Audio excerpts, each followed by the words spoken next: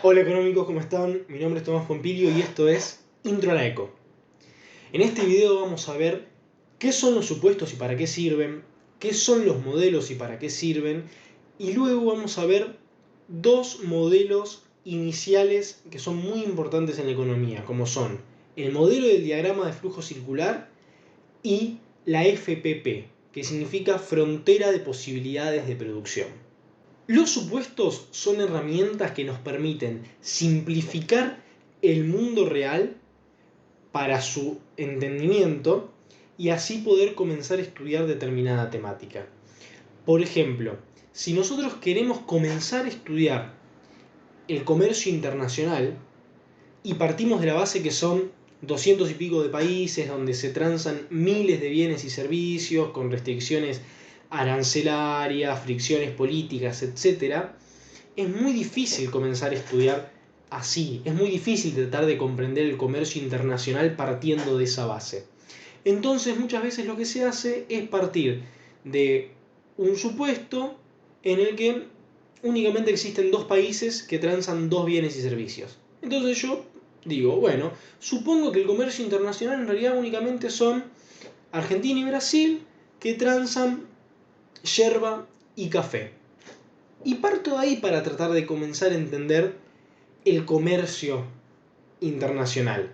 Una vez que yo comprendo las dinámicas básicas de comercio, voy complejizando la situación.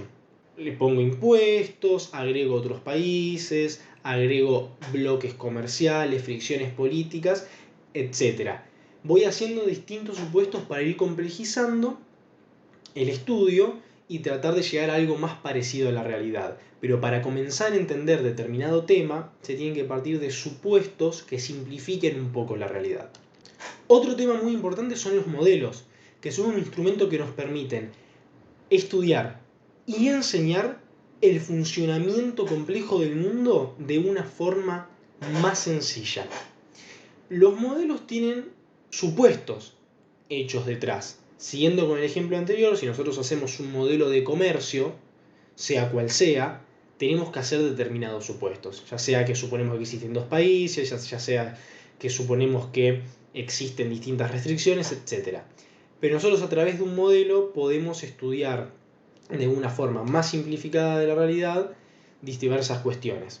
Por ejemplo, un modelo es en anatomía una persona en donde se ven en la hoja del libro las venas, las arterias, los huesos, los músculos, los nervios, etc.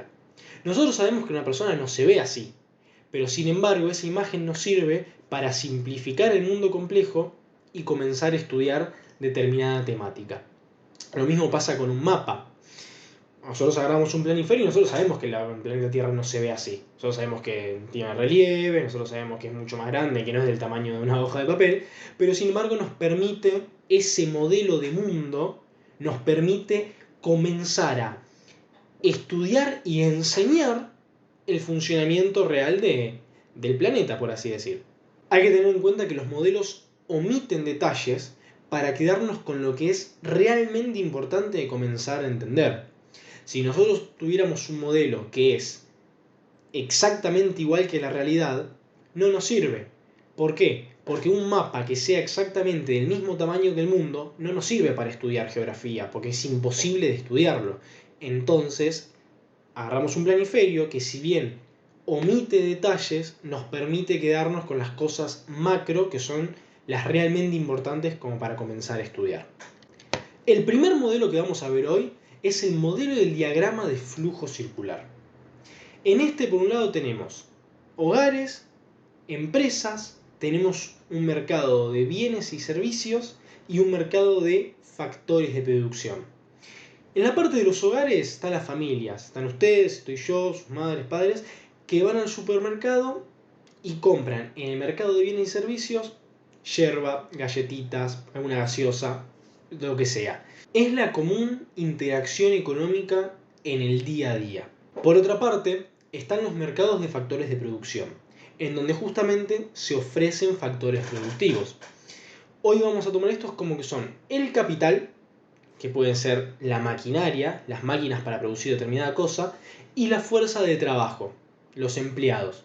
tenemos que entender que los hogares, las familias, demandan bienes y servicios y ofrecen su fuerza de trabajo, ofrecen su factor productivo. Y por otra parte, las empresas lo que hacen es venden, ofrecen bienes y servicios y demandan factores de producción.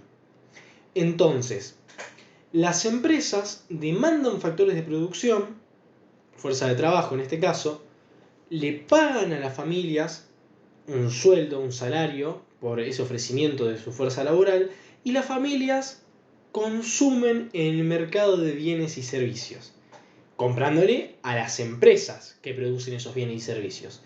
Este dinero vuelve nuevamente a las empresas y ellas siguen demandando más fuerza laboral, más factores productivos, fuerza laboral, capital, etc.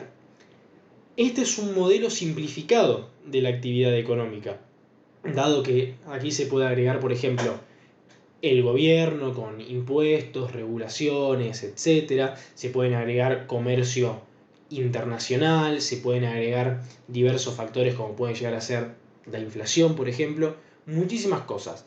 Pero es importante simplificar para comenzar a entender un poquito cómo se dan las dinámicas de la actividad económica. El último modelo que vamos a ver hoy es la frontera de posibilidades de producción, o más conocida como la FPP. La frontera de posibilidades de producción nos muestra en los ejes del gráfico cantidad de computadoras y cantidad de automóviles que se pueden producir con una combinación de factores de producción. Por ejemplo, mano de obra, personas y maquinaria.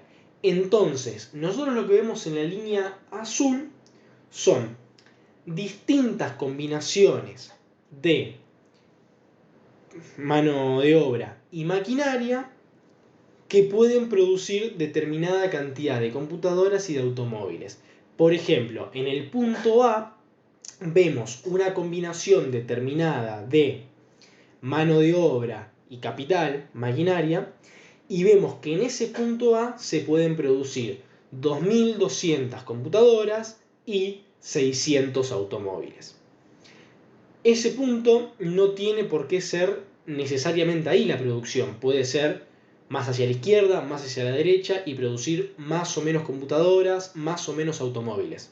Algo que es importante entender de este modelo es que cuando nosotros nos encontramos produciendo en un punto como A, que se encuentra sobre la línea de la frontera de posibilidades de producción, nosotros estamos produciendo de manera eficiente. Es decir, estamos utilizando todos nuestros factores productivos para la producción. Si nosotros nos encontráramos por un punto por debajo de la línea azul, no estaríamos empleando todos nuestros factores productivos y no sería una forma de producción eficiente, dado que hay factores que no están siendo utilizados para producir cuando podrían estar siéndolo. Y también es importante entender qué sucede si producimos por encima de la frontera de posibilidades de producción. ¿Qué pasa si producimos encima, por arriba de la línea azul? Bueno, sencillamente no se puede producir por ahí porque nuestro país, nuestra empresa, lo que sea, no tiene la capacidad de producir arriba de la línea azul. Entonces lo que se busca para generar un crecimiento es tratar de expandir esta frontera de posibilidades de producción. Por ejemplo, la línea roja. La línea roja es la frontera de posibilidades de producción expandida. Esto se puede dar, por ejemplo, cuando un país crece. Si un país aumenta su PBI, si un país tiene un crecimiento, puede producir más bienes y servicios que antes. Una empresa lo mismo. Si una empresa pone una nueva planta, una nueva fábrica, puede producir más bienes y servicios que antes. Por ejemplo, en el punto G, en donde se producen 2.300 computadoras cuando antes eran 2.200 y se producen 650 automóviles cuando antes eran 600. Hasta acá el video de hoy, gente. Espero que les haya gustado. Les pido por favor un like, un comentario, una suscribida, lo que sea. Me pueden dejar sugerencias, críticas, un saludo, lo que ustedes quieran. Hasta luego, nos vemos en la siguiente, gente. Chau, chau.